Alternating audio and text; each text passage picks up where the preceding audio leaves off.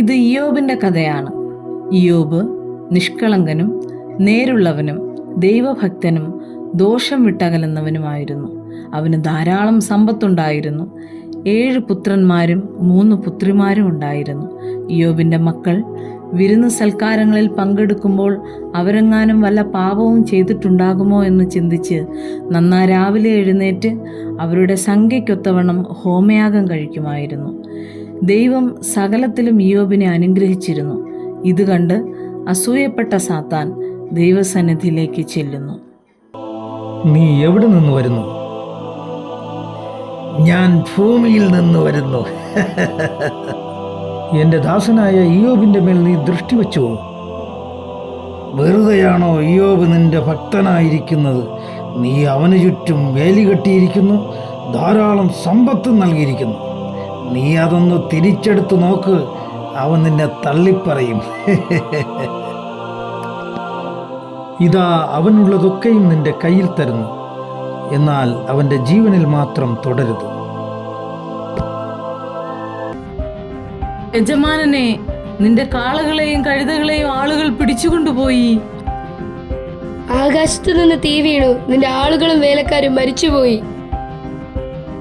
നിന്റെ ഒട്ടകങ്ങളെ പിടിച്ചുകൊണ്ടുപോയി. നിന്റെ മൂത്ത മകന്റെ വീട് തകർന്നു, നിന്റെ മക്കളെല്ലാവരും മരിച്ചു. ഇത് കേട്ട ഇയ്യോബ് വസ്ത്രം കീറി, നഗ്നനായി ഞാൻ ഈ ലോകത്തിൽ വന്നു, നഗ്നനായി തന്നെ മടങ്ങിപ്പോകും. യഹോവ തന്നു, യഹോവ എടുത്തു, യഹോവയുടെ നാമം വാഴ്ത്തപ്പെടുമാറാകട്ടെ.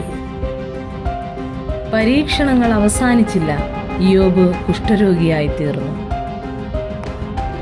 നീ ഇനിയും ദൈവത്തിൽ വിശ്വസിക്കുന്നുവോ? ദൈവത്തെ തള്ളിപ്പറഞ്ഞ് മരിച്ചു കളയരുത്.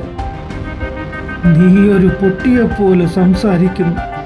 ദൈവത്തിൽ നിന്ന് നന്മ മാത്രമല്ല, തിന്മയും സ്വീകരിക്കരുതോ?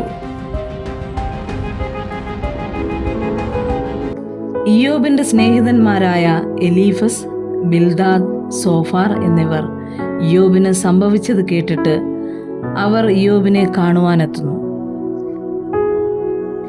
നമുക്ക് ഇയ്യോബിനെ പോയി കാണാം. അവന്റെ സമ്പത്തും മക്കളും നഷ്ടപ്പെട്ടുവെന്ന് കേട്ടു. ഇയ്യോബിന് രോഗം പിടിപെട്ടുവെന്ന് ഞാൻ കേട്ടു.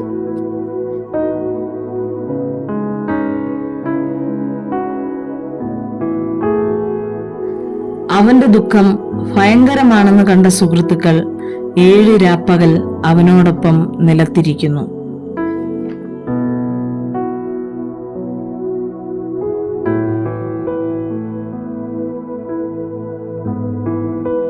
ഇതിലൊന്നും ഇയ്യോബ് പാപം ചെയ്യുകയോ ദൈവത്തെ കുറ്റപ്പെടുത്തുകയോ ചെയ്തില്ല.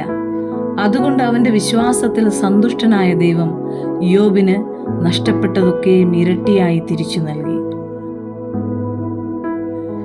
വിശ്വാസശോധനകൾ നേരിട്ടാലും ഇയ്യോബിനെ പോലെ നാം ദൈവത്തിൽ അടിയുറച്ച് വിശ്വസിക്കുന്നവരായിരിക്കണം. ജീവിതത്തിൽ അനേകം വെല്ലുവിളികൾ നാം അഭിമുഖീകരിക്കേണ്ടതായിട്ടുണ്ട്. ഇയ്യോബിനെ പോലെ ധൈര്യപൂർവ്വം നേരിടുക. ക്രിസ്തുവിൽ ഉറച്ചു നിൽപ്പിൻ.